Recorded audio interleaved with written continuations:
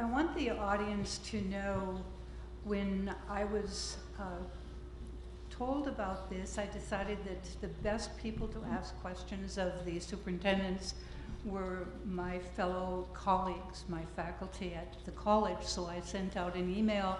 If you had a chance to ask the superintendents one question, what would it be?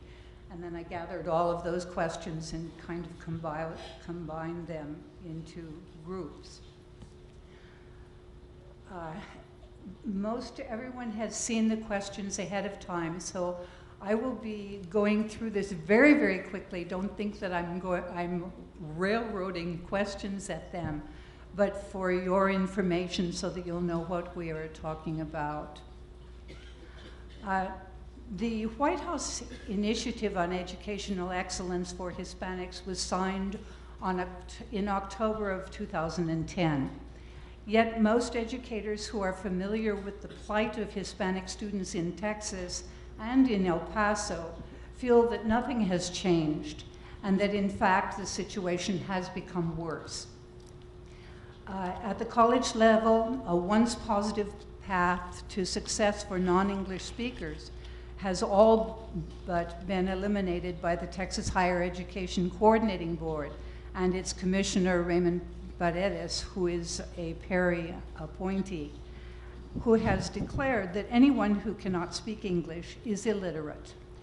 Since the colleges are no longer allowed to accommodate large numbers of students with a wide range of English skills, that task can no longer be ignored by the public schools, as many professors at the college level feel has been the case in the past. So our question is, first of all, one that most of the faculty have reflected upon this phenomena in one way or another, including the percentage of Hispanic children in kindergarten or the first grade as compared to the percentage of those Hispanics who went on to receive their high school diplomas. And we were wondering if you could give us an idea of what those statistics are for each of your districts. Whoever wants to answer first.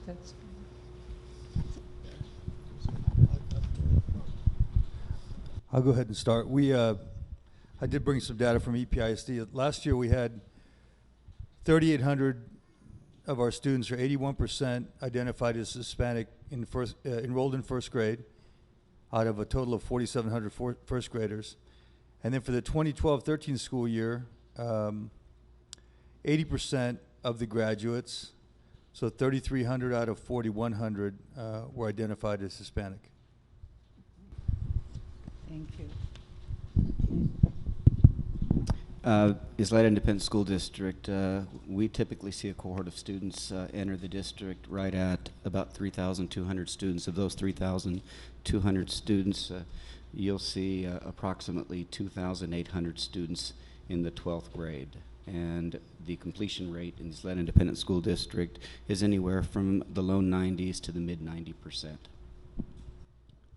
Yes, first of all, I'd like to commend Dr. William Serrata and the faculty and staff and students for hosting us tonight. I think it's very important that the community colleges keep in contact with the public school districts, because through that communication, we'll be able to work together to continue to move our entire region forward to make sure our students are being successful. So in Socorro ISD, we have over 44,600 students.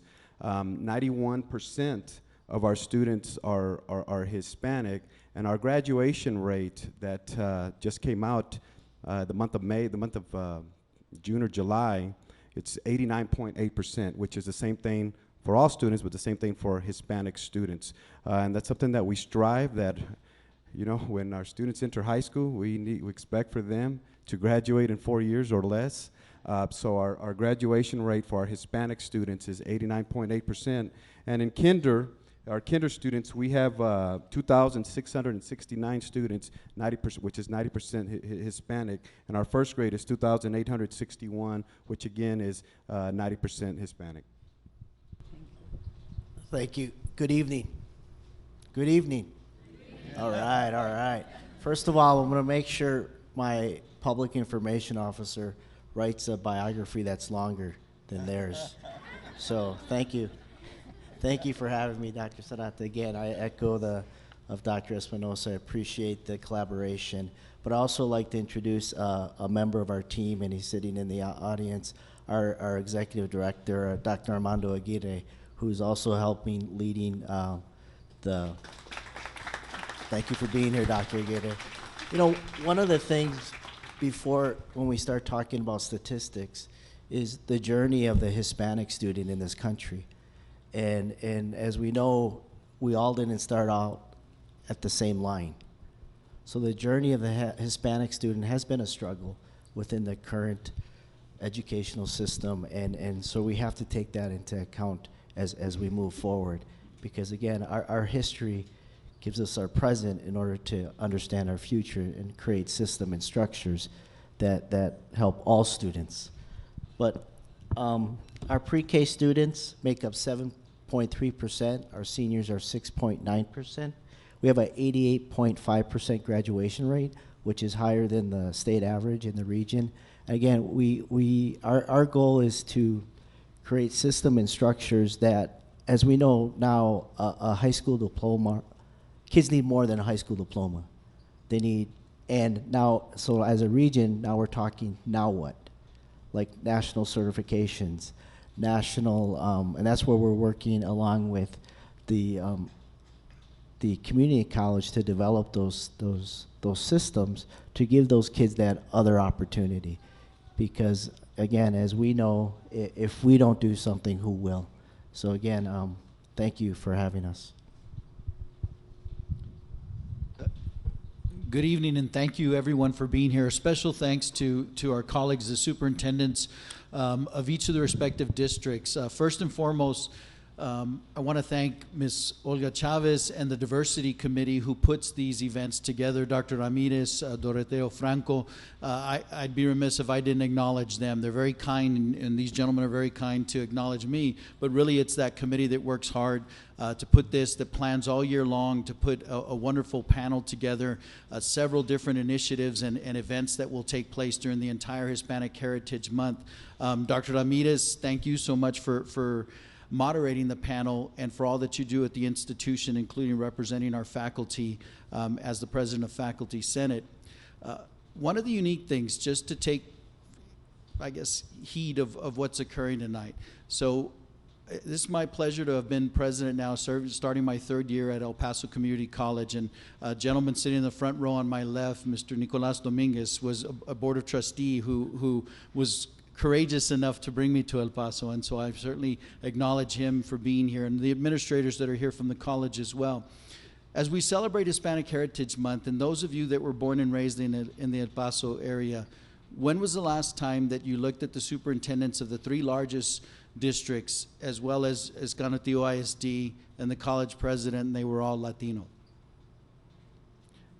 There's much work to be done, and we certainly acknowledge the work that needs to be done. But what you have on stage for these gentlemen are role models for the students that they served, for the students that we're privileged to serve.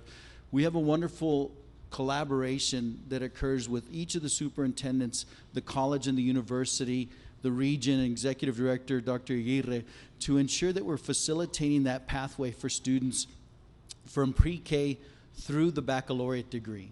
And so it is the cooperation and collaboration that we have that will ensure this.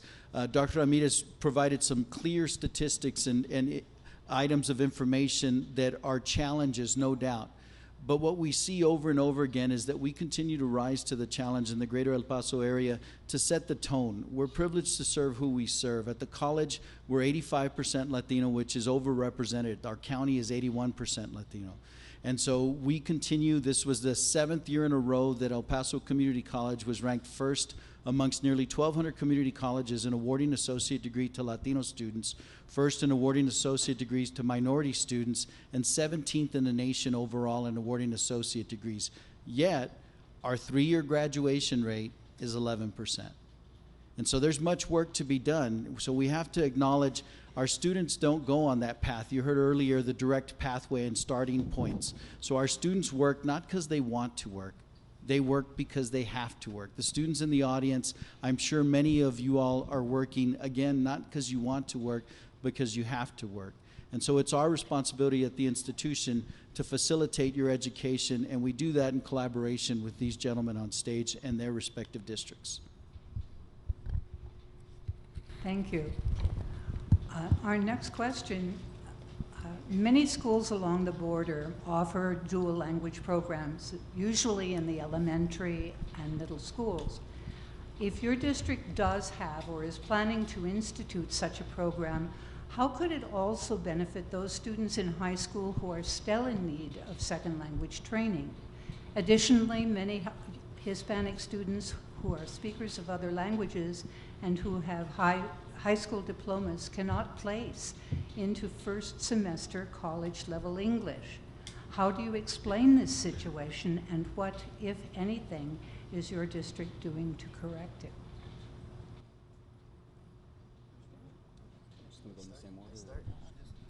Sure, I'm not used to following rules. You know, one of the is the purpose initially of dual language.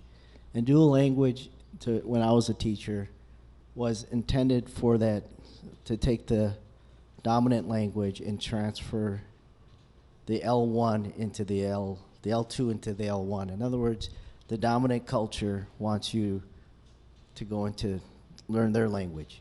So it wasn't never really intended to preserve two languages, because we, and I'm going to speak for when I was a teacher, there was no system or structure at the middle school or at the high school, because it came down to testing. And many times what we're facing right now, our parents do not want their kids in dual language because the child becomes low in both languages. So what we have done in Ganadillo is taken a step back and say, what is our real purpose?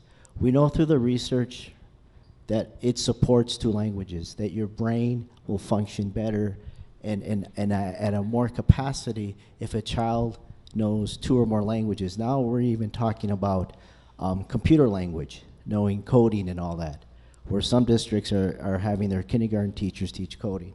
So what we've done is we've taken a community approach based on a community-based accountability, and had teachers together, parents together, principals, along with the research. We had UTEP there all year, and saying, what do we value? Okay, we value two languages.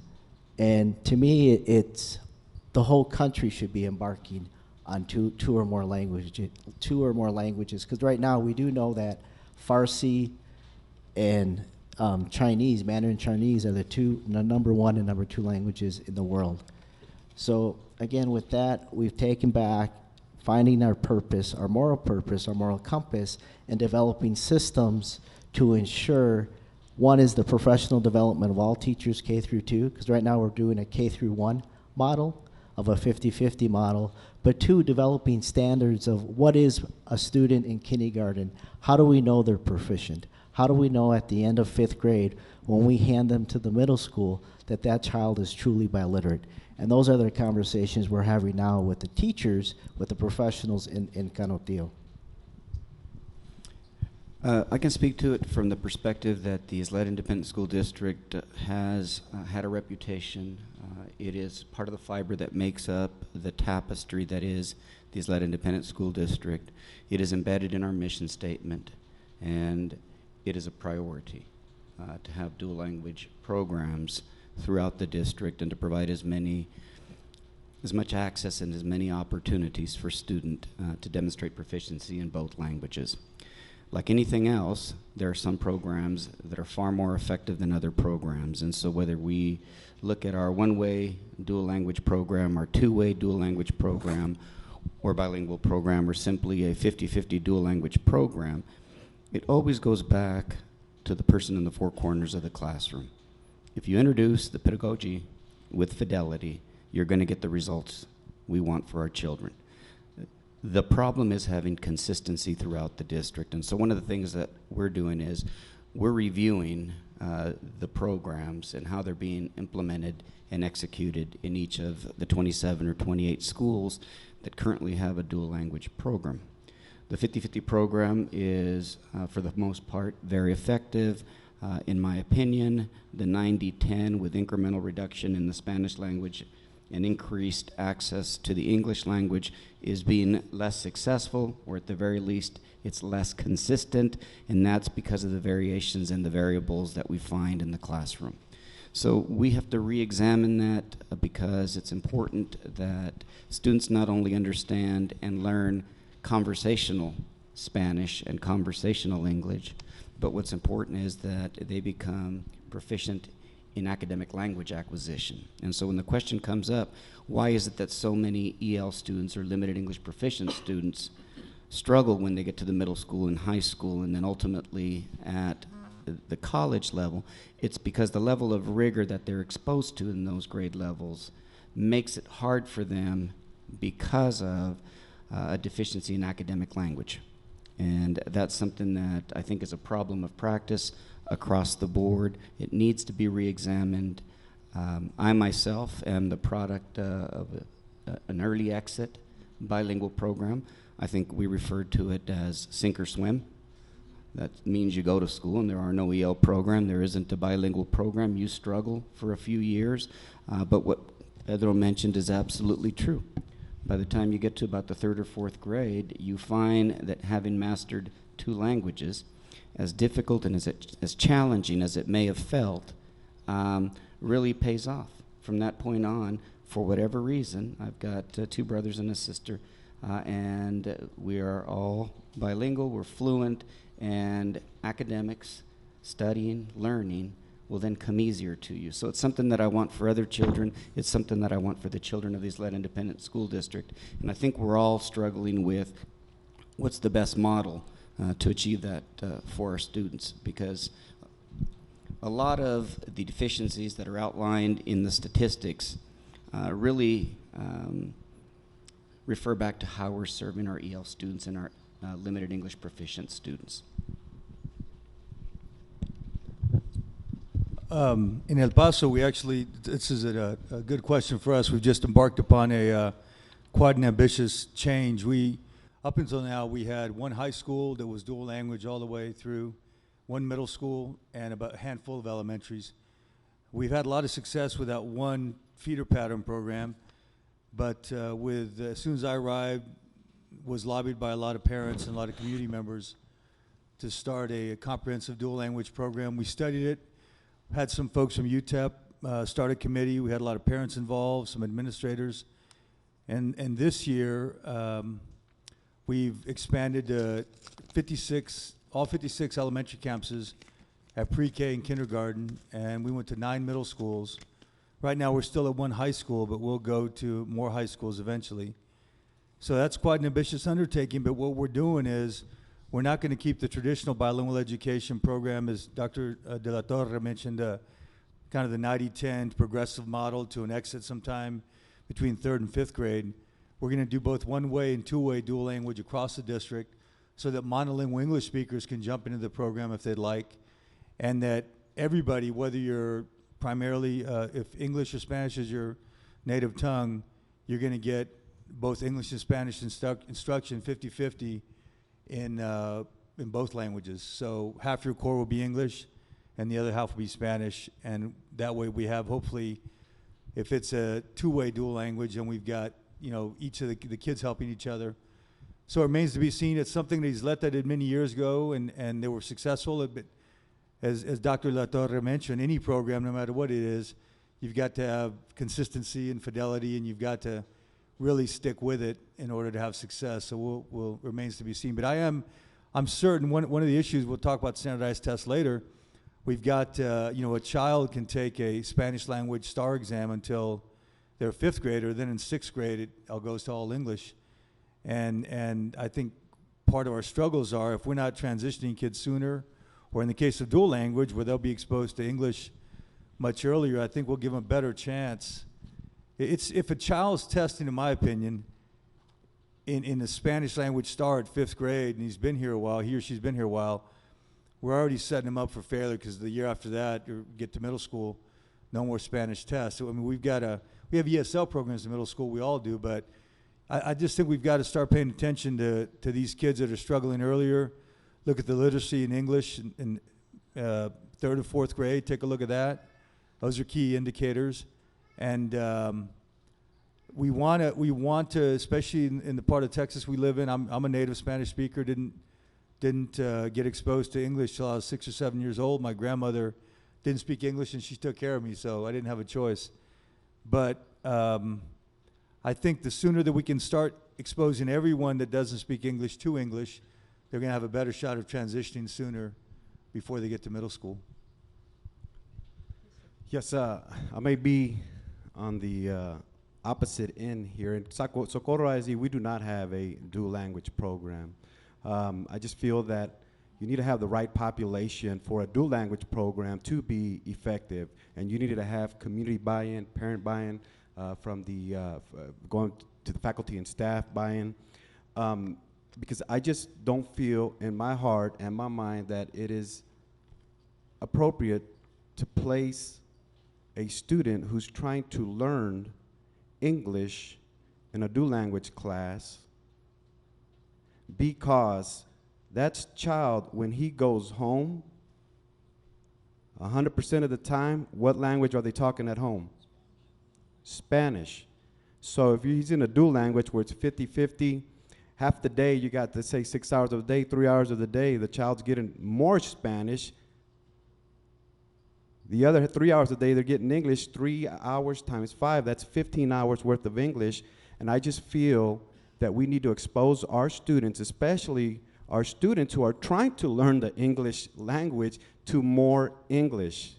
More English. Because when they're going home after school, it's Spanish. On Saturdays and Sundays, it's Spanish. During the Thanksgiving break, summer break, Christmas break, it's Spanish. So if we're not going to provide that additional English for the children at school, then they're not going to get it at home. So I just think that we're doing a disservice. Now, don't get me wrong. I do think that there's successful dual language programs, but you need to have the right population for that to be effective. And again, if a child is trying to learn the English language and we're giving them more Spanish at school, I just think, that it's a disservice to that child. But I'd like to touch on that second part of the question that Dr. Ramirez asked, which, if you don't mind, because I know it's been a while since you asked the question. It says, additionally, many Hispanic students who are speakers of other languages and who have high school diplomas cannot place into semester college level English. How do you explain this situation, and what, if anything, is your district doing to correct it? And that is unfortunate, that when students graduate high school, many students have to attend and register for remedial courses. And I think it's the public education system that we can do more, our school districts can do more, our principals, our teachers. And nothing is more important in a child's education than that child's teacher, but also what that leader of that principal does. And a question that we ask in the interview process when we're hiring principals or assistant principals is this, because we like to get at their values, want to get to what they believe in. This is the question that we ask. So if you're going to plan to interview in Socorro ISD, I'm giving you the answer already, okay? So the question that we ask is, we ask, okay, Mr. applying to be a principal, in your opinion, what many children, and in this case we're talking about at-risk Hispanic students to be specific, many children, many students are on the verge of failing classes, are on the verge of having attendance issues, truancy issues, are on the verge of dropping out. What factors do you think contribute to those issues? And many times you'll have people answer like this: well, it's their home environment where they're coming from. Would you guys agree that many people would say that? It's their home environment. They don't have the parental support. It's the area, el barrio. It's a zip code where they come from. There's no mom or dad at home. He's staying with the aunt or the grandma. If an individual answers that question that individual is telling you his or her beliefs, his or her values, we continue looking, because the correct answer is this. Don't point the fingers at the children, at the students, because of the situation that they're coming from. You take that finger, you point it back at yourself, and say, the public education system, we have failed these children, because it is not their fault when they're 5-year-old, 6-year-old, middle school children, 9-year-olds, the area that they're coming from, we're not going to make excuses. So that person's already telling you, giving you an excuse as to why the children are going to fail before you even hire them. So it's important that we have effective, and it's one of our strategic directions in our school district, effective faculty and staff. You need passionate individuals who understand where our English language learners, our at-risk students are coming from, and that they'll do everything possible to make sure that they're successful at the elementary grades, getting them ready for middle school, high school, and eventually for the college or career of their choice. But I cannot emphasize that enough. Now, we could have different programs, dual language programs, or you can invest in a science program or a math program, but nothing, absolutely nothing will substitute for an effective teacher and an effective leader in every single classroom.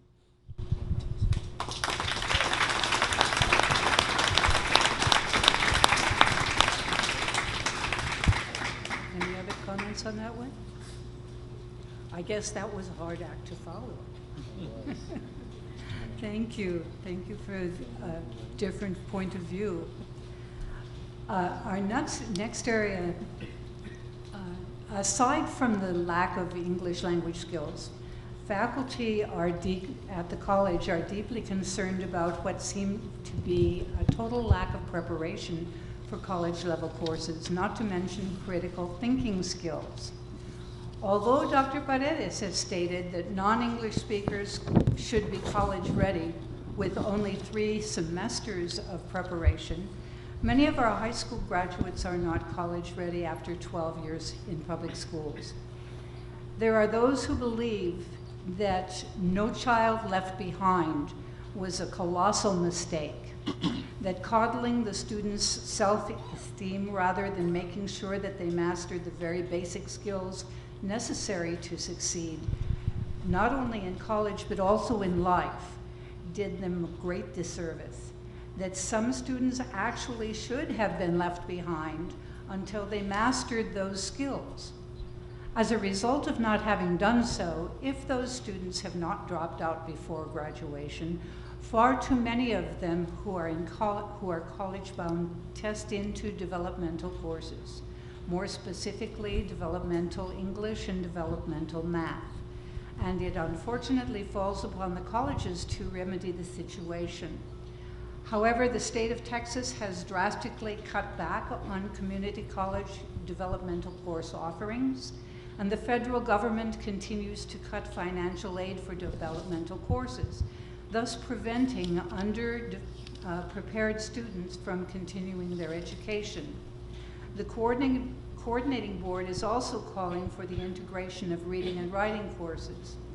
What is your district doing, or what could it do in future, to meet these needs and to ensure that your high school graduates are indeed college ready with a strong grasp of reading, writing, and math skills, with critical thinking skills thrown in for good measure?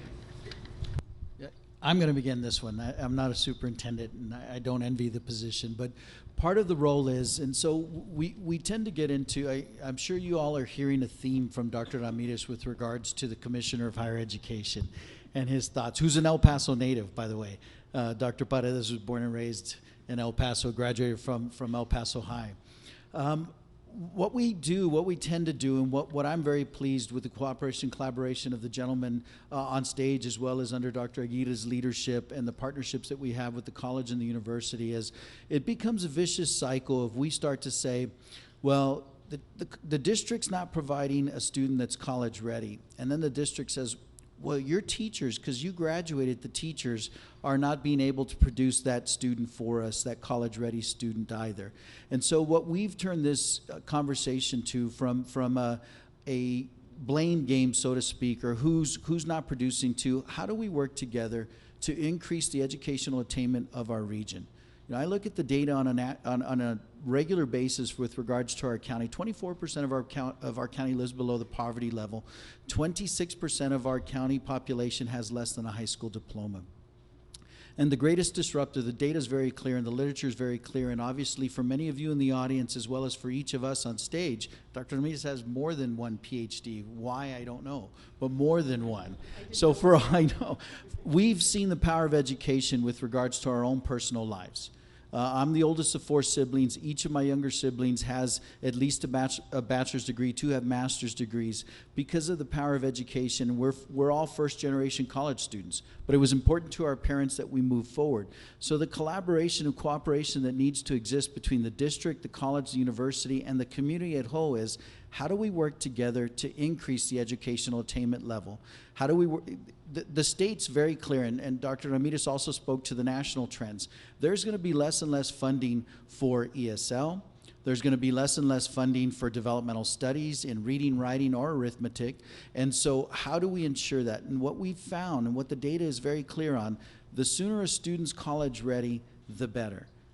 And what we find is if we raise the expectations for our students while they're still in high school, they rise to those expectations with the support that they're needed, as Dr. Espinosa spoke to earlier. And so the data on dual credit and early college high schools is very clear. Students that have as little as 1 dual credit course when they're in high school, when they go on to the college, any college or university in the state of Texas, their persistence rate in year 1 jumps to 88%, over 88%. And 5 years later, over 55% of them have at least an associate's degree, 50% of them have a baccalaureate degree, 1 dual credit course. The more we increase that number, the more likely they're going to be successful.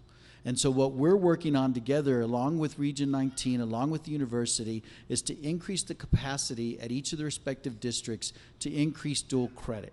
Now, I'm a huge advocate of the early college high schools. We have 7 very successful early college high schools. We're working on an application for an 8th, but it's not a scalable model. It affects 100 students at a time if you're true to the model. But dual credit affects thousands of students at a time.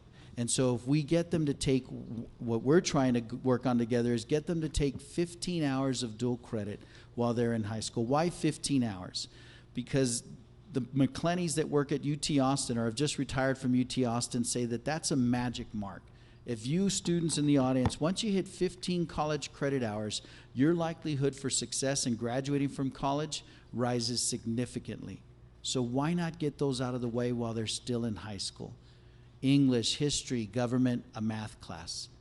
Core courses that will transfer to any institution, whether they come to EPCC or not, and that the data shows is very clear. When they take over 11 credit hours, their likelihood for success jumps up to 90% persistence, and over 60% 5 years later have at least an associate's degree.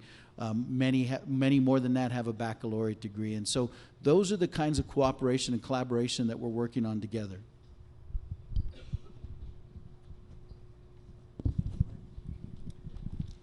Yeah, I think I'd agree with that. There tends to be this cascading blame game. The reality is that there is no silver bullet. What we need to do as educators and as a community is understand that what we're talking about is really the civil rights issue of our time. The economic prosperity, the quality of life that we will enjoy in the future is directly tied to how successful we are in educating these children. And so what has to happen is we've got to take not a silver bullet, but the shotgun blast.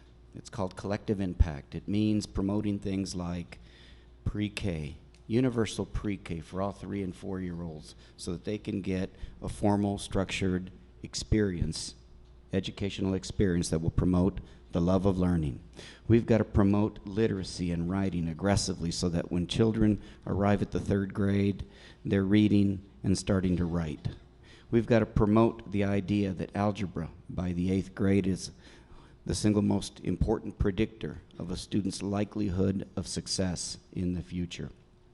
We have to understand that though teachers are critical, absolutely critical, that the supervision, support, and evaluation of instruction in the classroom by an instructional leader, a principal, an assistant principal, an instructional specialist, is even more critical.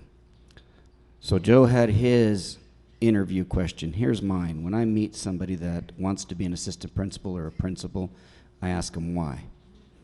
And if they take off and tell me how wonderful it is to be around kids and how they get energy from kids and they love working with kids and it keeps them young, they can't be a principal in my district. Because when you become an instructional leader, your work isn't with kids. It isn't with the children. Your work is with the adults. And believe it or not, the adults are more difficult than the students. Your role as an instructional leader is to develop the adult, to help the adult become a better teacher, because the kids aren't going to get any better until their teachers get better. And so these individuals that want to be instructional leaders, assistant principals, and principals have to understand that their role is to develop the adults in the four corners of the classroom so that they understand that the problem that we see in this country that we refer to as the academic achievement gap is oftentimes an expectation gap. We don't expect enough from our kids. We don't think that they can achieve at a high standard. And sometimes, as Dr. Espinoza mentioned, it's driven by factors like zip code, like the parental status at home or the education level at home. And we can't have that, because more and more of our population will be made up of our kids. They're the engine that will drive this economic prosperity. And the reason you're seeing a lot of Fortune 500 companies, CEOs, presidents, politicians starting to panic about our success in the public school system. The reason you're seeing the emergence of charter schools, vouchers, and rhetoric about school choice is because they're losing confidence in our ability to provide them with the workforce that they need to continue and thrive and keep our country as the #1 country on the planet. That's what's driving all of this. And so the pressure on superintendents, on college presidents, on all of us has never been greater. And there are a lot of opportunities and a lot of smart people working on it. But that relationship between the instructional leader, the principal, and the teacher in the classroom, the principal that's willing to have the awkward conversations with teachers, not the one that keeps telling the teacher that they exceed expectations or that they meet expectations. Because consider this, across the country, over 90% of teachers either meet or exceed expectations. And yet only 60% of the students meet the standard. So there seems to be a disconnect there. And so what we have to be able to do as instructional leaders is be able to look somebody in the eyeball and let them know that we're here to help you, we're here to develop you, but what you're doing in the classroom right now can't continue because it's a gross disservice to the children in your classroom. And that's what I think has been missing from public education. The courage to do what's right on behalf of students rather than what conveniences the adults. And so that's the direction I think that we need to move, and we need to move aggressively. Too many generations of students are not having a good experience. And I'll finish with this. I disagree that kids aren't doing better now than they were doing 5, 10 years ago. That the NCLB is a complete failure. I think kids are doing better. I think having standards, I think we over-assess students, but having standards and measuring student achievement and student performance is important because it gives us a barometer to gauge how we're doing on the academic level. But I will say this, it's got to be more than about test scores, because in the 21st century they've got to be critical thinkers, problem solvers, great communicators, great collaborators, and they have to understand that their life is going to be significantly different than the life that we're all enjoying. Their life will be about change at an accelerated rate.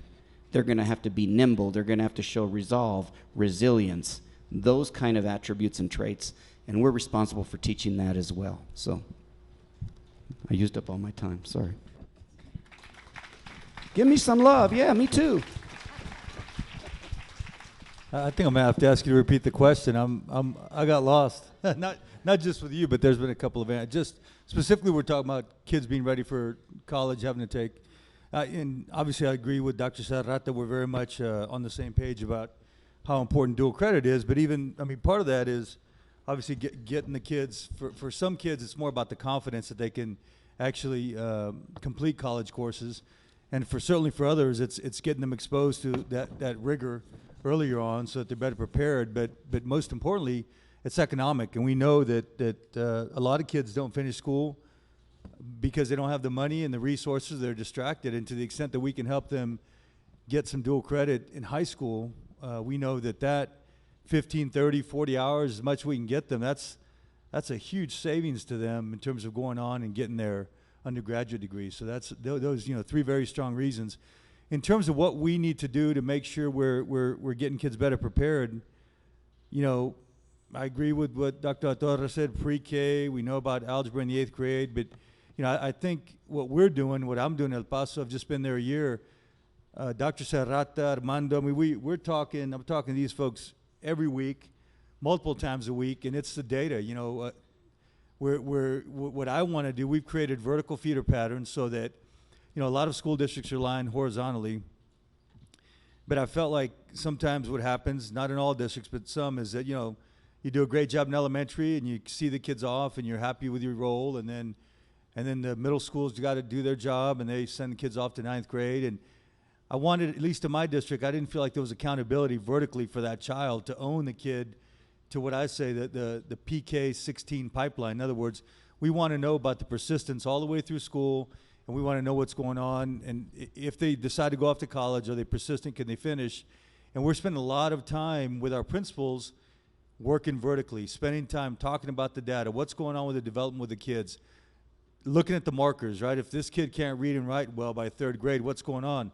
Let's triage. If they can't get into into basic algebra in 8th grade, what's going on? Let's triage then.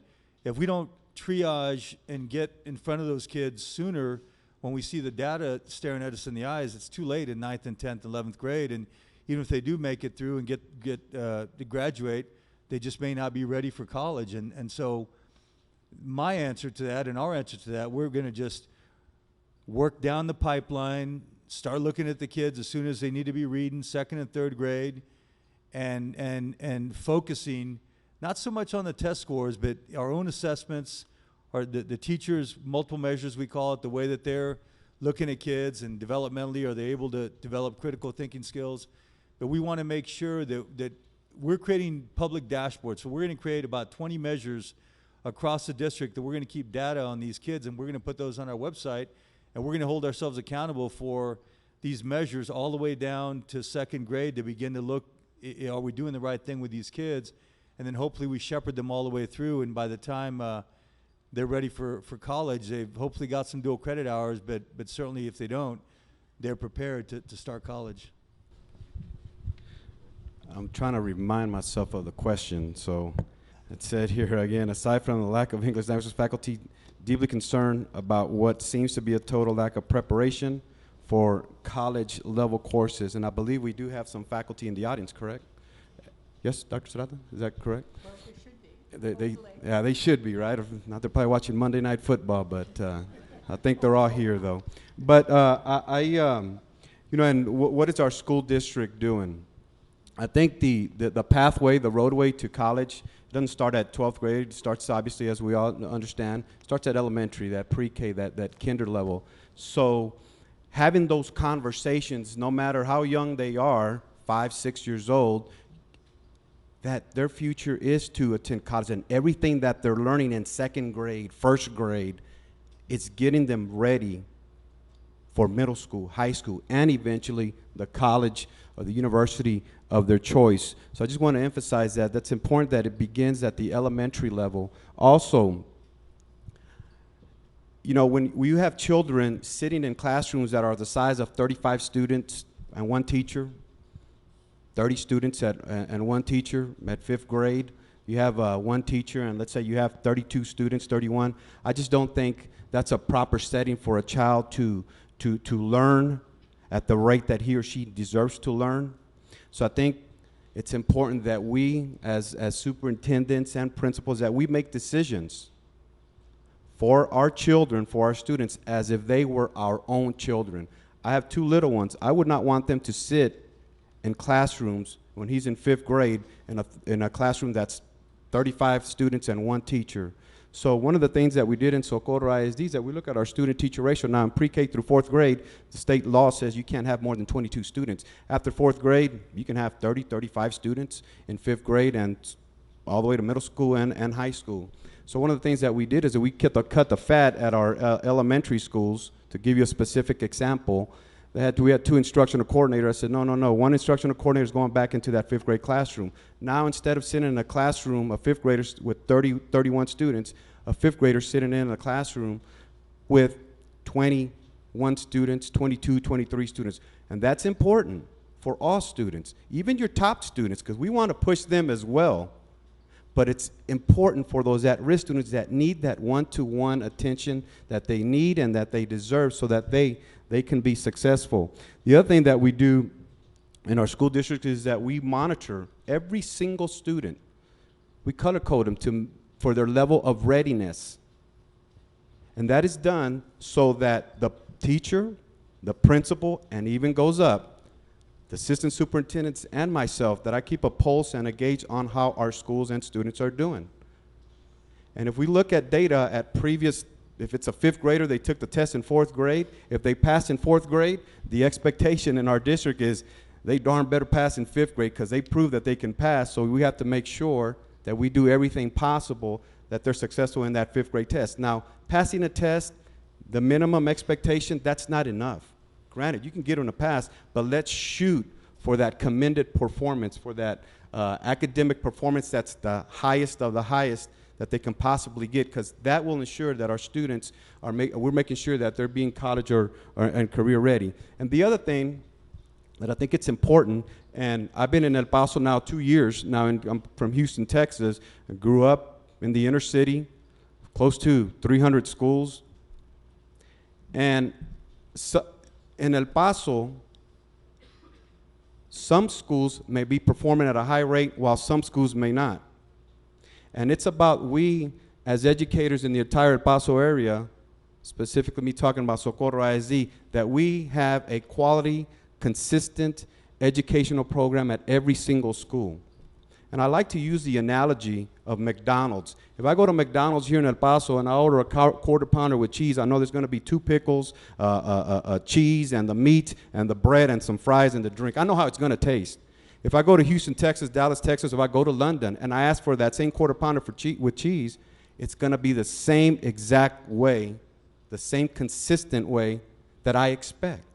And so it's important that all our schools, no matter if it's a school on the north side of the district, south side, central, it doesn't matter whether, that they're being consistent in the education that they're providing for our students. And the same thing applies for every single teacher in every single classroom. Looking at data, analyzing data is done from the start of the year.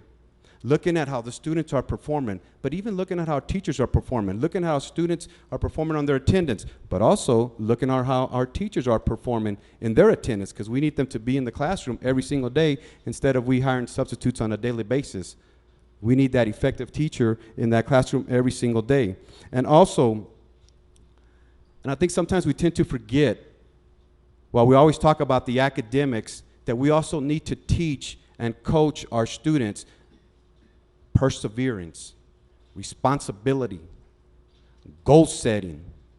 We as adults need to make sure that there's going to be bumps along the road, and the question is not how hard you can hit, but how hard you can take a hit, get knocked down, get up, and continue moving forward. Because there's going to be obstacles, there's going to be challenges in our children's future, but we need to teach them perseverance. And I tell our principals when we meet with them, you got to make sure you convey the message to our teachers that sometimes, and it's football season, you're going to get a child that starts at the educational level on the 50-yard line.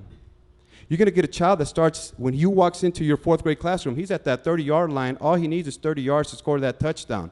But on the other side, you're also going to get that child that when he starts with you, he's going to be at the 20-yard line, 10, and 1-yard line.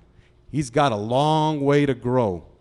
But we as educators and adults cannot give up, and we got to understand that that child that's on that 5-yard line's got 95 yards to go. He's going to move 10 yards, then he's going to get a penalty and back you up 5 more yards. Well, we're going to push you more. He's going to get to the 30, then he's going to draw a roughing the passer penalty, back you up 15 yards. but we don't give up on those children. We got to push, push, push, where we push them 99, 100 yards, and at the end, they cross that goal line, and they raise their hand, and they say touchdown. And they say touchdown. So that's important. And also, extracurricular activities. Sometimes that's overlooked. And I think it's important that we continue to push our extracurricular activities, because when students are involved, whether it's the art club or the band or the choir, the football team, the volleyball team, cheerleading, and the list goes on, there's more of a sense of belongingness to that school. There's more of that sense of urgency to do well, to stay involved because I'm in this program. And to give you an example of what we did in Socorro ISD, our high schools only had two soccer teams, the varsity and the JV, and that was it. Well, many of our English language learners like to play soccer. Many of them would apply and would try out for the team. Many were cut because you can only have so many players. That extracurricular activity, in my eyes, is very important. I told the district, I talked to the athletic director, we're going to get 3 soccer teams in every single school, because we are turning away a lot of English language learners who are at risk of dropping out, and that connection is not there with the school. So what happened, now we have 3 soccer teams in our school district and in every single high school to make sure that our students are provided the support and that they feel that sense of importance, that sense of belongingness. So again, I think that's real important, to not just focus on the academics, but focus on working with children and students on that goal setting, that perseverance, and the responsibility. Dr. Thank you. You know, when I'm eating a quarter pounder and watching football tonight, I'm going to tell my doctor it was your fault. No, what Dr. Espinosa says is right. It's about values. And it reminds me of what you think, what you say, what you feel. And if you value extracurricular activities, you're going to fund it.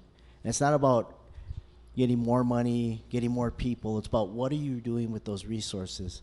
And as Dr. Espinosa was saying earlier, there's no excuses. These are our kids. They're with us, in front of us, and we have that moral responsibility, not only for El Paso, but also for the sake of this country. So one of the things that we do know, he was talking about data, is looking at the research. We do know that when our prison systems are built by that 2nd grade literacy. So basically, they build prisons. 20 years later, they know by how many minority male students failed that proficiency reading test in 2nd grade. That's how they know how many prisons they need. And we do know our prison systems are full of minority male students. And you know what? That system, now we're in charge. As Dr. Sarata, now you have 5 Hispanics. Now what? Now you can't blame anybody. Now the lights are on us. And what system and structures are we going to be put in place? And we do know that teacher is the #1 reason why kids learn. And when the second variable is the principal. But we go further in Canotillo. When Canotillo is everybody's asked that question. I don't care what position you're in. We want to be the best district in the country. We want to provide quality educational experiences. But for every person that's hired in every position is asked, and I'm asked in front of them, why do you want to be here?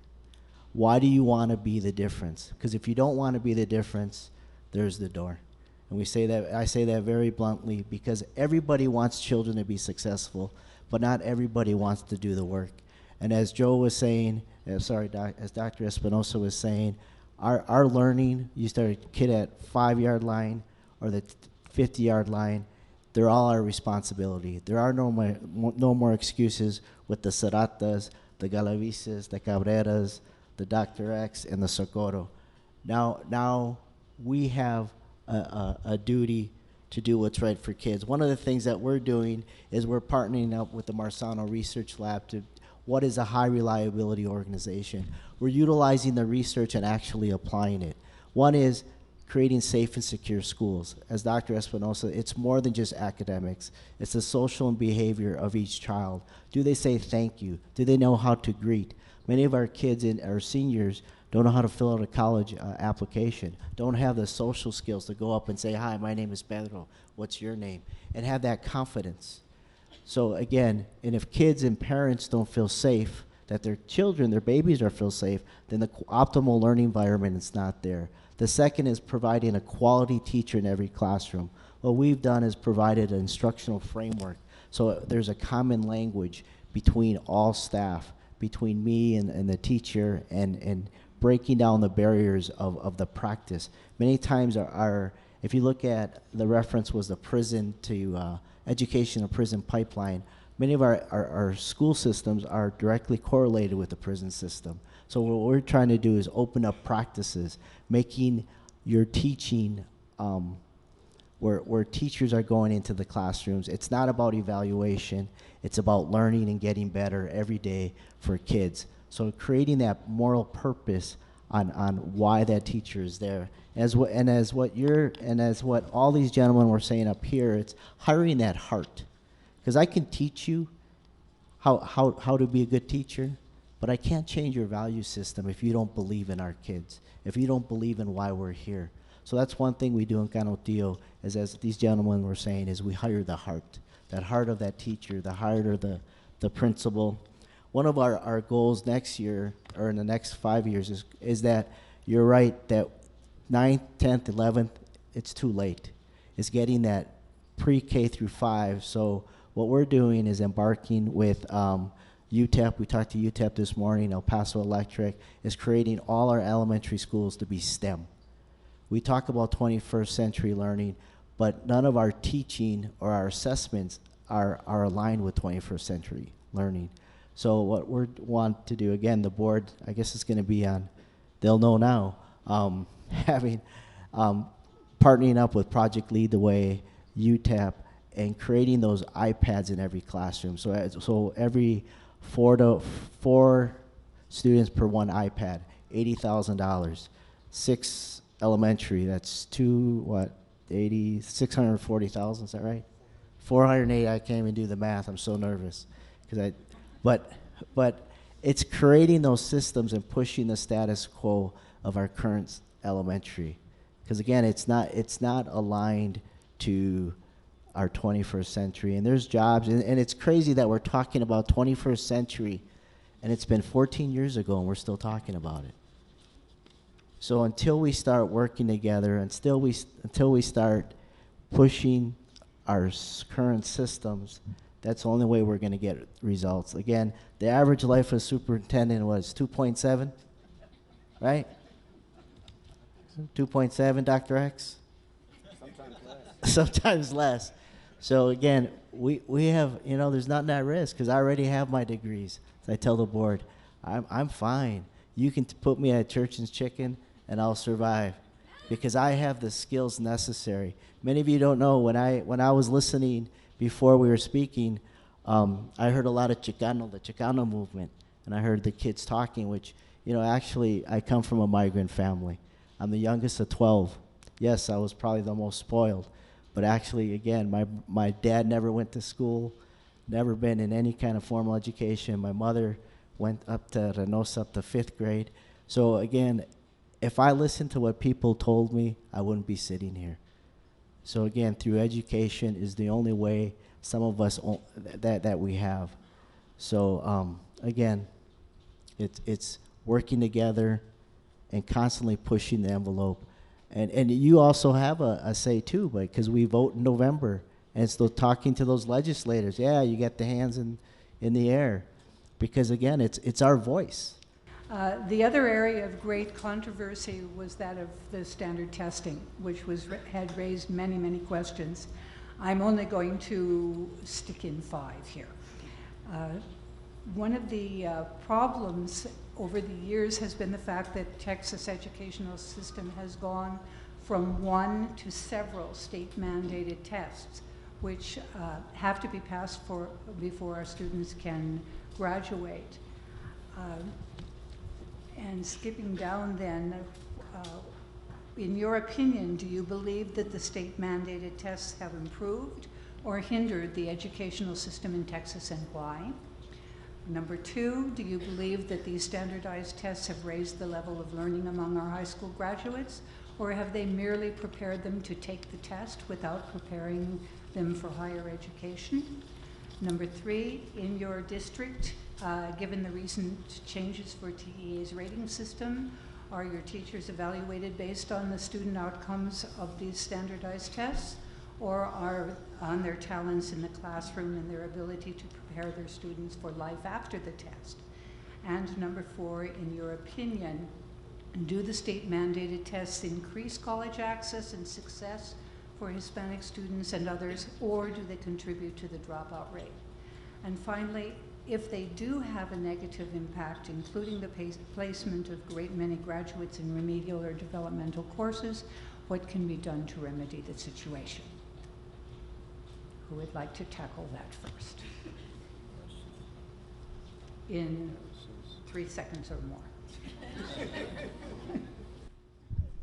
I just in 3 seconds, there's no research that supports, and I'm going to say from my own researching mind, that if a child is successful in the state tests, that they're going to be successful in life.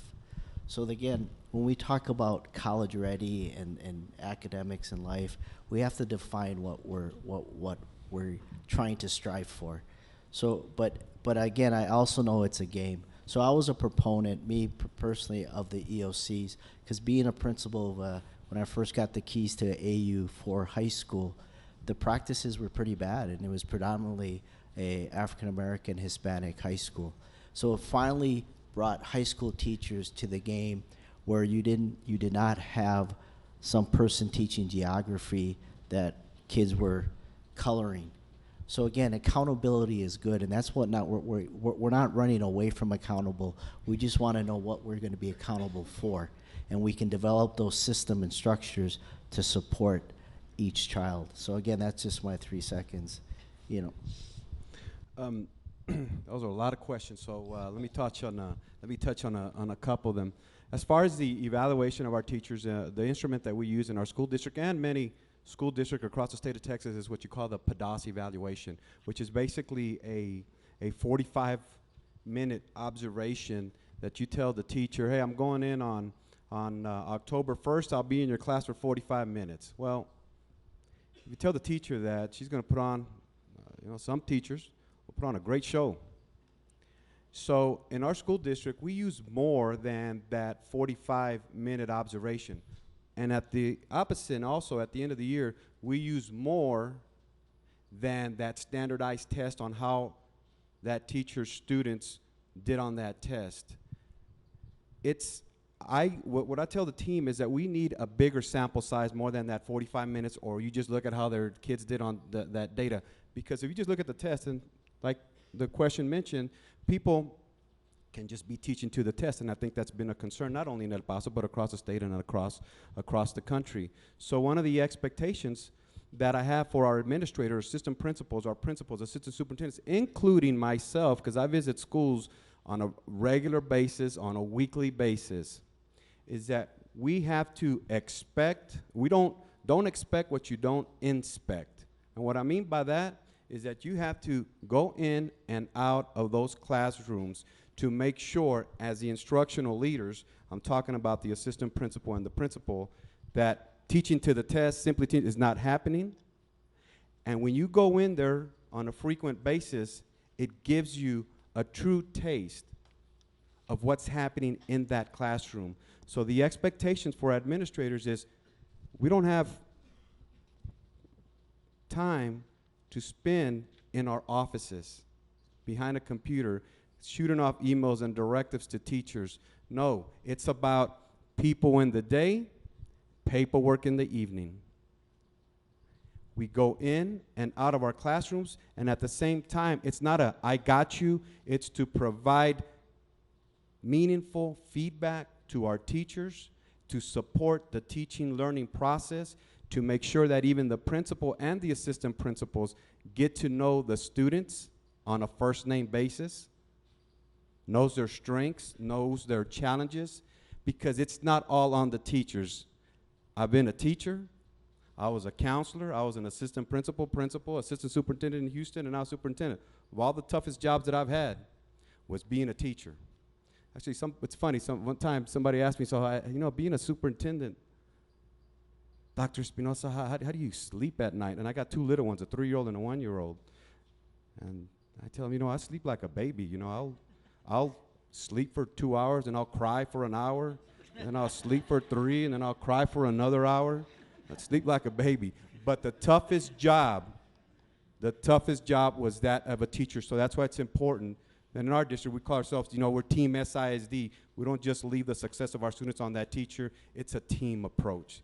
It's a team approach, and that's what it takes to educate a child, of no matter if it's from an affluent family or from an economically disadvantaged family.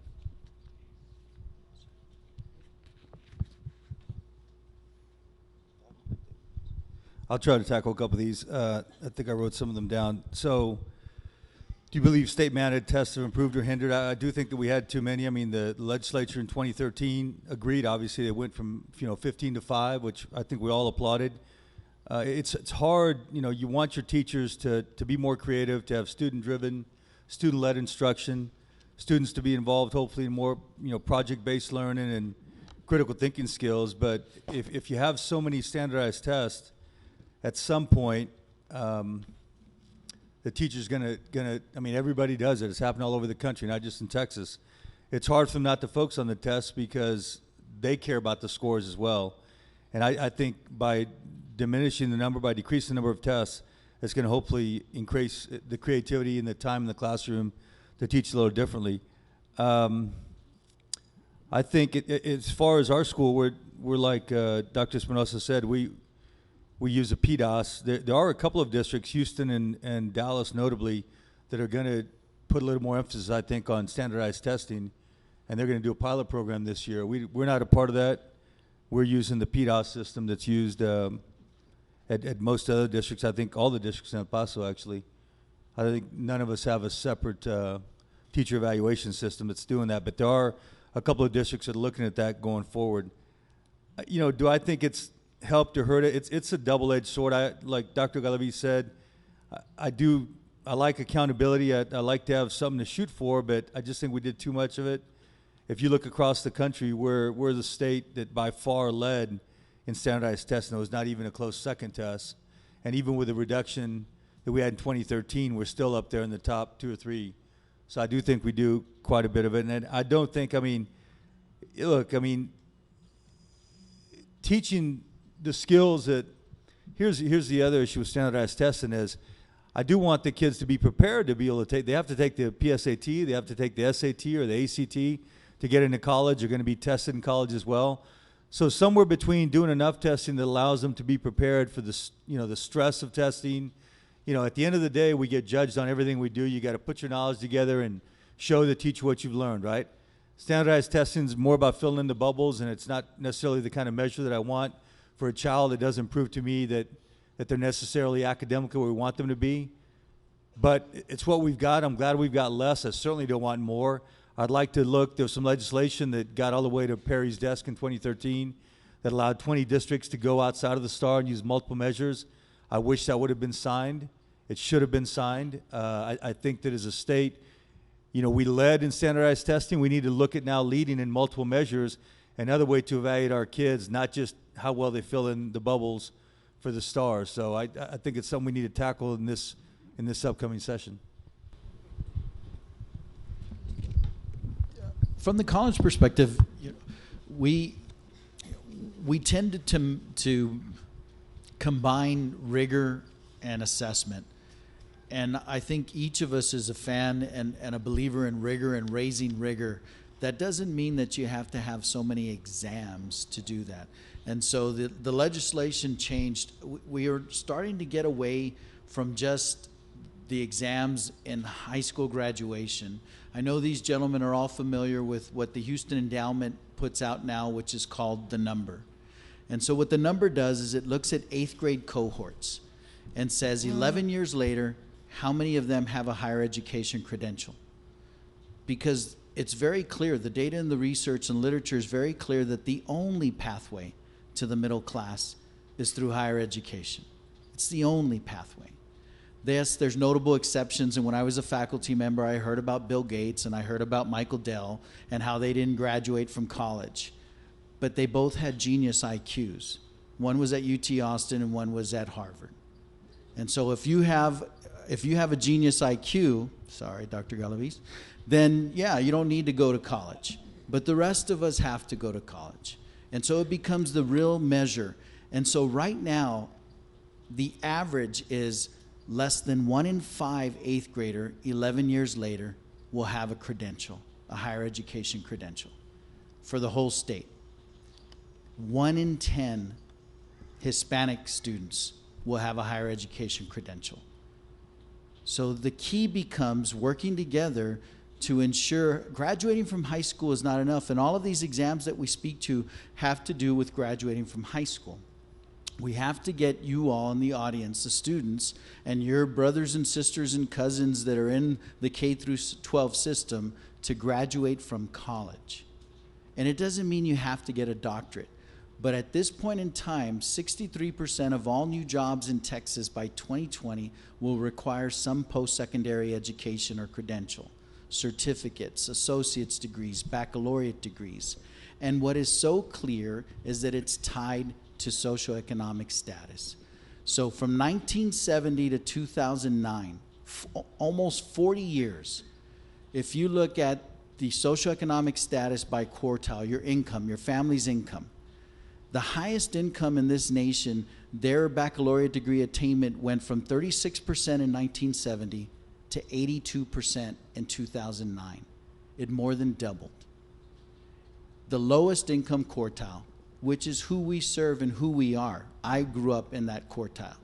It went from 6.2% in 1970 to 8.3% in 2009, a 2% increase in 40 years. So if education is the key in the pathway to the middle class, then we're looking beyond exams and we're looking beyond high school graduation. We've got to get more kids to go to college and to graduate from college, because that becomes the key to increasing the quality of life. And it's the first. So many of us were first generation college students. Many of you in the audience is first generation. Now the expectation for my two sons is not if they will go to college, it's where they will go to college after they graduate from EPCC. I want to thank the panel very, very much for a fantastic. We're really pushing it. It's time to clear the stage for the student perspective. So, but I'm sure if anyone wants to ask questions of the superintendents once they leave the stage, I'm sure someone would be willing to answer for them. Thank you so very much. Good evening, everyone. Thank you for joining us today. And let's just start off by giving these young ladies a round of applause, because really, who does that? Early college and high school, that's just great. That's great, girls, good job. So my name is Yvonne Del Rio, and I will be their student monitor. I am a student at El Paso Community College, as Elvira mentioned. My major is mass communication, and although I wasn't a student, high school, college, early college, whatever that is, I have a younger sister who does do that, so I can relate to you guys in your experience. I see the good in her, how she's maturing, and we're about to graduate about the same time. Like, why couldn't that happen to me? But either way, it's a great opportunity, and without further said, I just want you guys to introduce yourselves and just share your experience as having to manage both your high school and your college. As they mentioned earlier, how great of an opportunity this is for you guys. I just want you to go telling us about what it's like, starting with whoever wants to go first. Okay, why don't you go first? So, as you guys know, my name is Leanna Peru, and I am a senior at Mission Early College High School. And I can say that it's been a wonderful experience the past 3 years. In middle school, I wasn't really thinking about my future, about attending college. No one had ever spoken to me about how important it was to go to college until I received a letter from Mission Early College saying that I had gotten accepted. And when I attended, I really realized how important it is to go to college, and how much money you save, actually. My parents are really relieved about that. And they really, as the superintendents were discussing about preparing our children for their future, it really, early colleges really prepare you for things. That's good. Thank you very much. As it was said, my name is Mariah Alvarez. I'm from Valle Verde Early College High School. And right now I was sitting down there, and I was pretty nervous, but considering how long the superintendents were up here, I got the nerves knocked out of me. And then now that I'm seeing kids from my school, they came right back. But at VEX, it's all about hard work. It's taught me that it's not about being smart. It's about how much work you're willing to put into it. And all the students that are here tonight, they give 110%. They want to be somewhere. And being at an early college high school, it's not it's not if I'm going to go to college, it's when I'm going to go to college. And it's not just getting a bachelor's degree, it's getting beyond that. And because of Valle Verde Early College High School, I don't have to sit in just a regular lecture every day. We do other activities. Because I'm at an early college high school, the teachers have the freedom to teach the way they want to teach. Because I'm at an early college high school, every single year of my high school career, I've gone out of town. And I know what it's like outside of El Paso. And because of that, I know that being Hispanic, the majority of people, they're only here in El Paso. I've left places and I've been asked if I can read because I'm a Hispanic woman. I've been asked if I want burritos for breakfast instead of my breakfast sandwich because I'm Hispanic. And all those negative experiences have only motivated me to push myself further. Because I'm at an early college high school, I know that one day I'm going to be a Mexican-American female who's a physician somewhere, either here in El Paso or somewhere else. Because I go to Valle Verde, I know I'll be an occupational therapist as a supervisor here in a pediatric clinic. It's not an if, it's when. That's right. Thank you very much. That was really good. Thank you.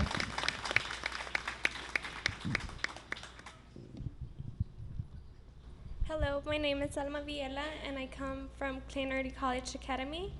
And I coincide with everything you said. I have had experience that when they ask you that if you even know how to write and read, and it's at the same time that it's motivating me to let them know that I know how to write and read, it's also hurting me because I know that my culture has that stigma per se, but an early college student is always there working hard, and as she said, it's not like how smart you are or how good grades you have. It's always about working hard because you have great teachers always supporting you and always having your back if you have any trouble. And don't get me wrong, sometimes you struggle, but you get out of it and always strong.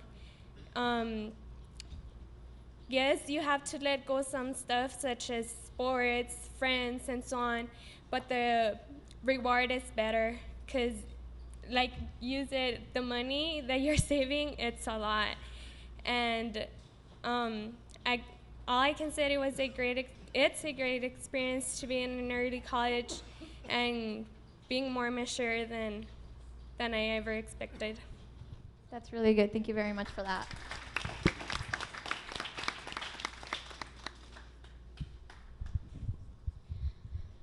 My name is Nayeli Holguin, and I can say that being in an early college has been a great lesson for me.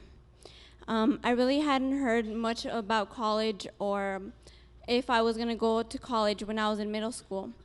And so I heard about the Trans Mountain Early College program, and I decided to try it.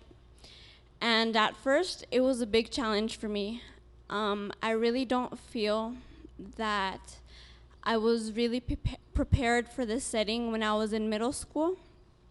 And so when I got here, when I got to the early college, I learned many lessons of not procrastinating, not wasting time, and just focusing on what I had to do and not focusing on other activities like going out with friends or going out to do sports or things of that nature.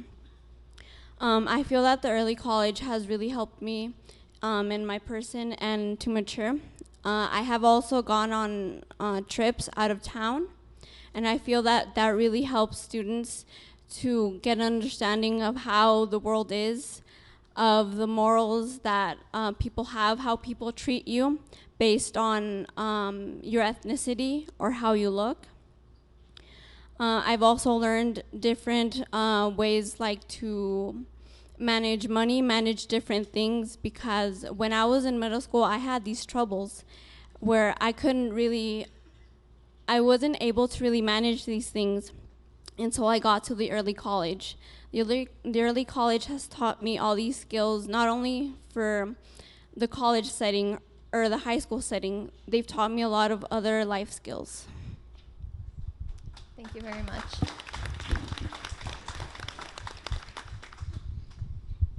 Hi, my name is Alejandra Reyes. I am from Northwest Early College High School. I heard about the high school from my sister. She was the very first generation there. And basically, I just really wanted to follow in her steps, and I sort of did.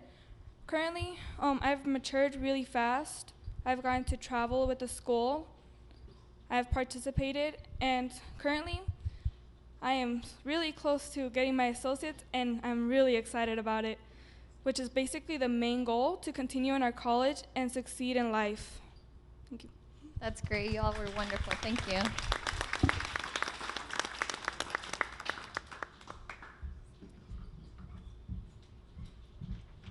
Hi, I'm sorry to interrupt. I want to invite another student panelist who is here with us. But before I invite him up here, I want to acknowledge the principal, Dr. Sam Hogue, for identifying this student. So thank you, Principal Hogue. And also I want to ask the student to come on up. He's from Cotton Valley Early College High School, Beto Guerrero.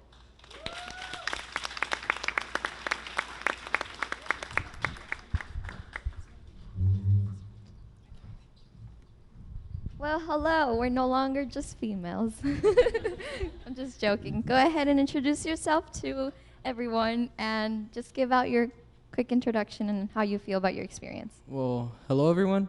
I'm Beto Guerrero.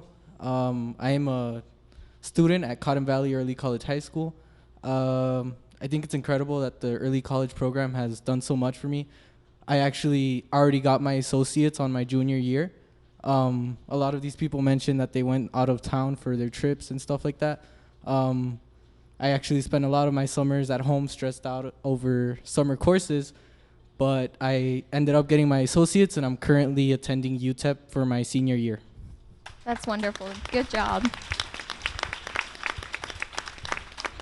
Y'all did a really, really good job. Elvira, do you want us to continue with a question? Oh. No, I think we can open it up to the audience now if you guys have any questions for them regarding anything that they said, maybe how they're doing it, any students in here. This is open to the public. Anybody? Not all at once. I think he's going to ask. Or not. No. Excuse me. Yes. This one is for the gentleman who just arrived. Okay, go ahead. What did you do to decide to go to your to go to the school you go to? What did you have to give up? Well, actually, the school that I'm going to is actually very far away from my house. It's actually around maybe 40 minutes away. It's a 40-minute drive too. And so I guess you can say I'm on the road maybe more than an hour a day to get to my school. It's also been a drag on my parents because of gas money, but I've managed to stop, like going to the movies, not buying so much expensive clothes. And it's a sacrifice that, I'm willing to make. As I said before, it's a great opportunity for everybody, and I would really recommend going to an early college. And my parents aren't here tonight, but I would like to just maybe give a thanks to them because they've actually done a lot for me and they've given up a lot for me. So that's pretty much a little sacrifice I've had to make. That's true.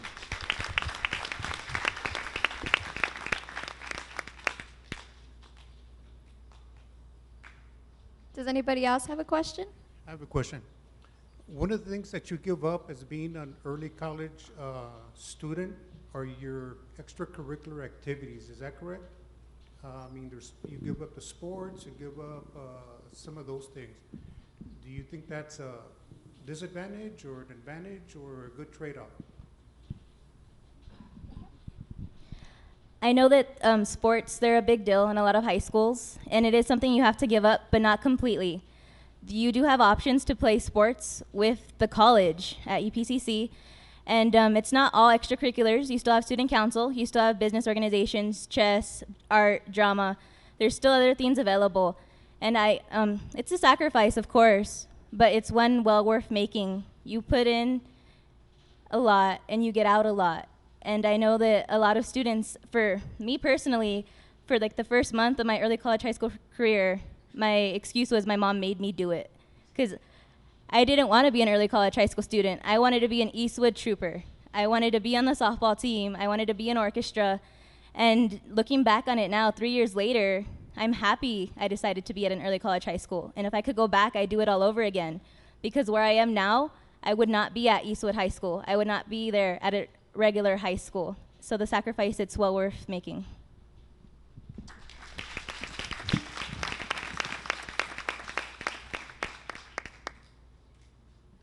Okay, hello. This is a question regarding what the superintendent said about the Hispanic Heritage Month. So basically what the Socorro superintendent said was that Latinos students don't really have a business learning more Spanish in the classroom, and the way he phrased it sort of made us think that he means we shouldn't teach our students more about their own culture, because some backgrounds we might have at home can be bad, and they do affect our studies. So in a way he said it was ignore that, do good in the tests. And we know that Texas doesn't really care about Latinos as a whole, since banned books, they take out historical figures important to our movements and everything like that. So what are your thoughts on the system that the Socorro superintendent wants to go through with just pleasing the state and the scores and not really giving us a lot more Spanish than we already get? I don't know if I'm making myself clear. Are you guys understanding the question? Yeah. Yeah. Okay, anybody feel free to answer that. Basically, how do you feel as a Latino person? I don't know if all of you identify as Latinos. Seeing that someone who's in charge of all these schools think that way, that we don't need more Spanish, we don't need all of this, we need Texas, and Texas isn't really that great as it is to Latinos. So. Well, with all due respect to everybody here, I think that we all should learn a lot about our culture and about our roots. But then again, our parents and many of us did come to America in order to find a better life. So I believe that if we're gonna come to America in order to find a better life, to see what we can find here, we do have to give up certain things. Maybe just, I guess, we can't include our culture in everything. I know a lot of us, Latinos or Mexicans like myself, do like to include la raza with everything. We like to include our Mexican history and everything. But sometimes we need to put that aside. We could do that stuff at home. But I mean, when we go to school, we're here to learn about America, and that's really what we need to learn about in school. Not that our Mexican heritage isn't important. That's actually one of the TEKs for our Spanish classes in high school. So I mean, I would just like to point that out.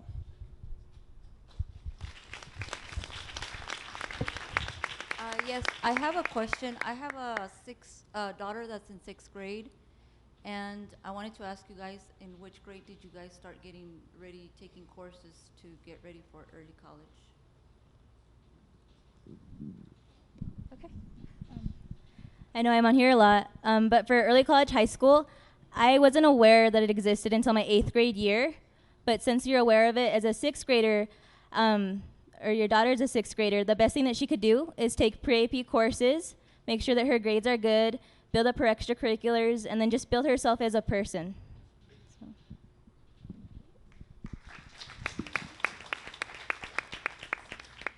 Okay. Also, one of the superintendents mentioned the fact of extracurricular activities, especially in early colleges, right? And a little bit related to what the gentleman said. I'd like you to tell me what makes, well, thinking or considering that you don't have competitive sports, okay, things like that, what makes you feel proud of your school? I'd like to hear that from you. Thank you. What makes me proud of my school is that we're very close knit. Since early colleges have a small population and a good student to teacher ratio, we get really close and we get a lot of help from our teachers. And I think that the support really helps us in our journey through the early college. What would you say to a student that was considering coming to an early college to convince them to try it?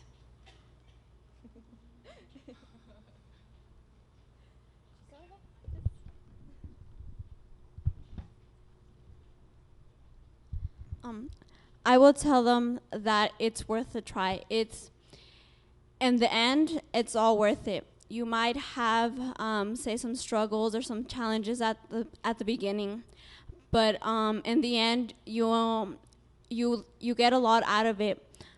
Lots of all the teachers at my campus, and I believe at all the early college campuses, they're all very helpful. They're all very passionate about what they do. And so if there is ever any problem or any question, it's addressed immediately. And it's not just, oh, here's the answer. It's this is how you do it. And there is multiple ways of solving a problem. So there's lots of help. So you're never going to be stuck anywhere. Hello, my name is Michael Lozano, and I am part of the Clean College Academy, so I can relate to all of you when I ask this question.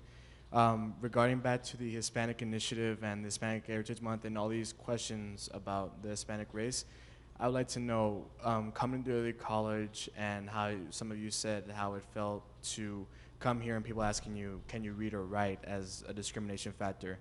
Knowing all of this and then pursuing all through this hard work, do you feel that what happened in the past has influenced you to keep going, or do you feel that you did this all for yourself?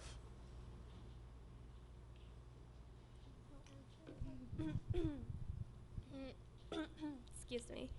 I think both, because first you start doing it for yourself to success by yourself, right? But then you hear all these comments and you start thinking, I want to prove them wrong. I want to let them know that I know how to read and write even though I'm a Latina, you know? So I think in both ways, yes, I do it for myself, but also to prove people wrong that we drop out of school.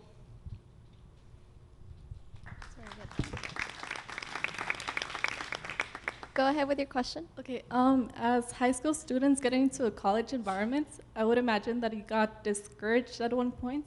How did you go beyond the discouragements? That's a very good question.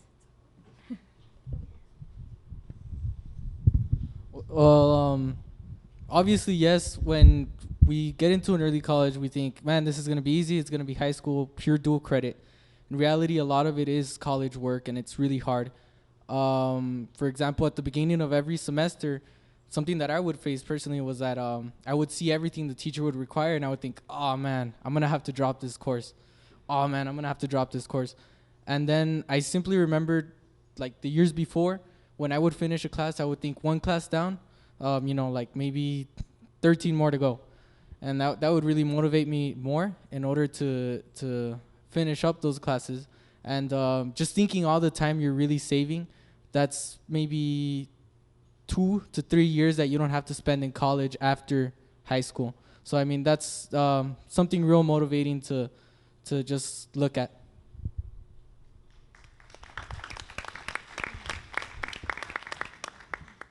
Well, good afternoon. My name is Esmeralda. I go to Plain Early College, so I can relate to like the experience you guys all had.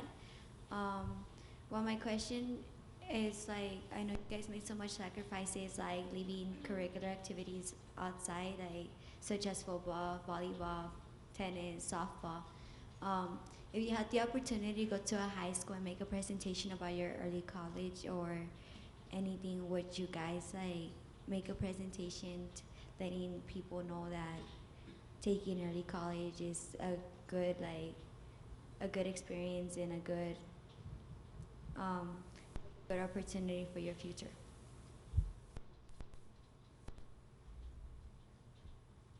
Anybody?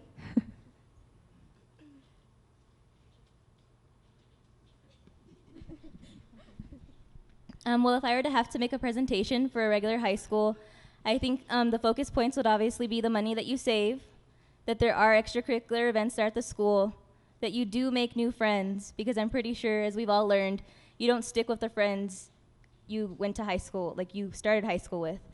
And I think another focus point would just kind of be the benefit of it all. Because I'm at an early college high school, there's so many opportunities, and after one door opens, another opens, and another opens, and I just think that it helps us grow as a person. So.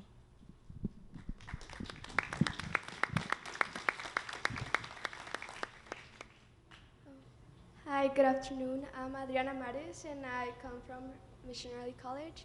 And my question is that what motivates you to, as a Hispanic student, to continue your studies at an early college high school?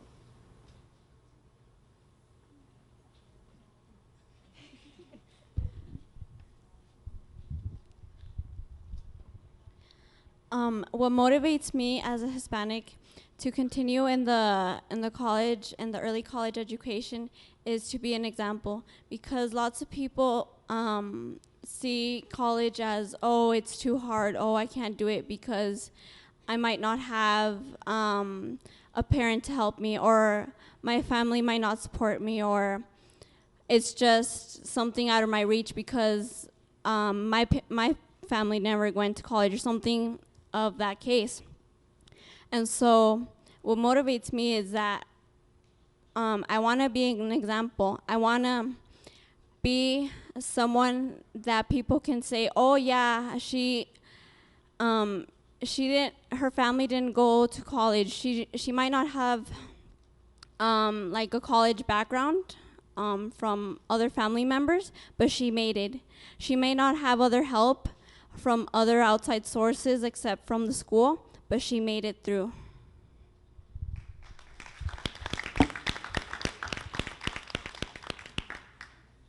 Is there another question? Oh, hello. My name is Diana. I'm a student ambassador here at EPCC. I personally didn't know about the early college when I came here, because I came in here from Mexico when I was going on my second year of middle school. But what kind of ways do you think you can, for example, like try to transfer that experience that you have in early college? In what ways do you think we can like expand that more? I don't know if I explain myself.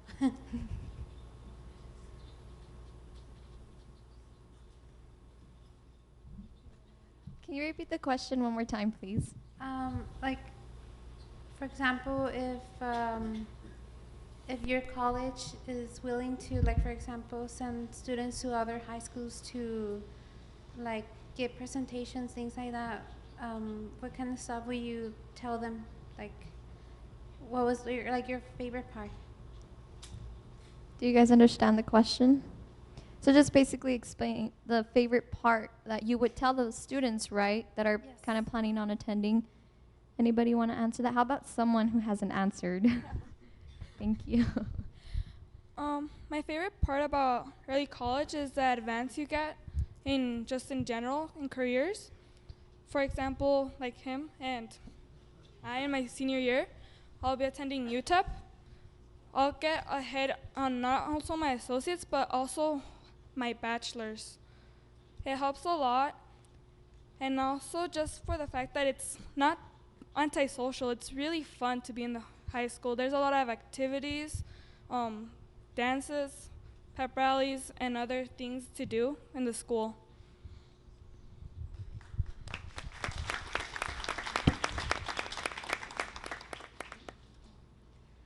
I'm Sonia Puentes. I go to the Valle Verde Early College High School. And I wanted to ask, as we start, the professors do know that we are younger. So at times they do treat us differently than regular college students. So how do you guys like act towards it? How do you guys kind of overcome the obstacle?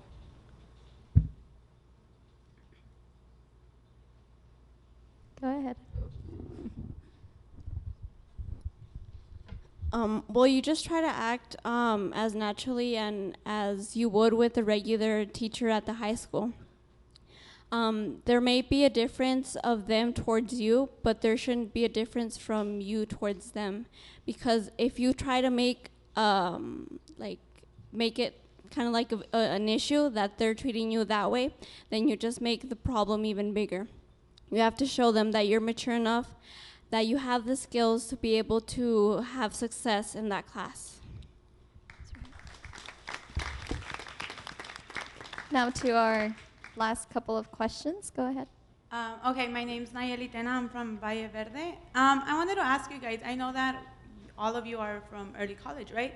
What makes you different from each other? Like, I know that maybe we have the similar as early college, but we have many different things that don't make us the same early colleges. So what would make you a different? What would make, if you were to say something about your school, what would make you stand out of every other early college?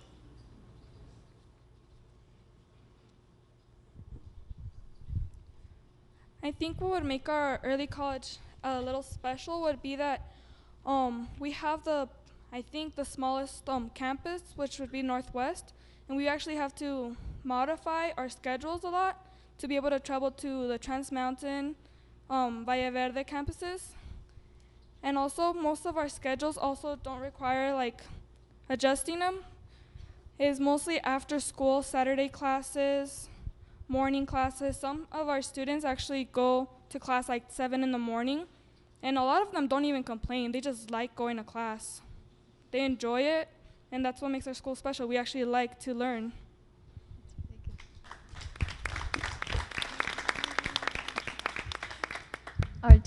Down to our last question, sir. Okay. How can we encourage both Latinos and Latinas to pursue degrees in the STEM fields? So for example, I learned about the early college when I was in middle school in 6th grade. So how can we continue to ignite the flame in the primary and secondary levels in the elementary schools? Because only 8% of the STEM field jobs in 2010 were students of the Hispanic heritage.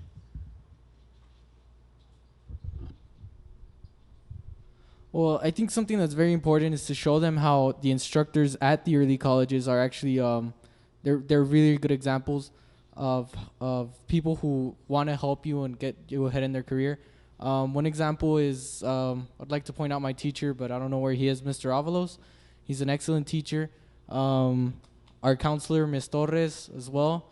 She's very helpful with everything. And I guess it's just that showing them that there's Latinos out there that were able to get ahead of themselves, and they've managed to achieve their goals. So I guess that's something very important to help kids. And I guess just going and displaying this throughout the elementary schools and the middle schools and getting this to be a clear alternative to a regular high school. Thank you. Okay, one more question. Good evening. My name is Carlos Rivera. I'm an Air Force veteran. I'm also a graduate of El Paso High School, UTEP, and the University of Texas at Austin. And I'm here primarily to respond to the comments about language. Not so much culture, but language. And the reason that I say this, I was a Chinese linguist in the Air Force. And because of my Spanish skills, I was offered both assignments in the Chinese language as well as Spanish. I have an 18-year-old son, about y'all's age.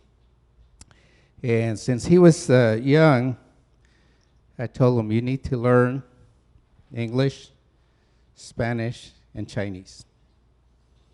And the reason that I say these 3 languages is because these are the 3 languages that are spoken most in this world. English is the language of business. Spanish, you can speak with anybody on this hemisphere, from South America all the way to Canada. Because one of the things that you'll find, I just came back from a cross-country tour, and we have our Spanish speakers all over the country. So one of the things that I would like to ask all of you is consider learning English, Spanish, and Chinese. If you keep track of the current economy, China has the biggest economy in this world. The United States owes just about everything it has to China. And China is very well involved in Mexico as well with all the maquilas. There's classes that are offered by a local school called the Aihua Chinese Language School. It offers Chinese to all ages. They meet at UTEP on weekends. And I say, consider those 3 languages. My son, who's 18, he was also in early college. He completed 18 course credits. He just started at Michigan State University, majoring in Chinese. And he speaks English, Spanish, and Chinese fluently because I pushed that. I said, I believe that the more that we throw out at our children, the more they're going to learn. Do not limit your opportunities to learn languages. Thank you.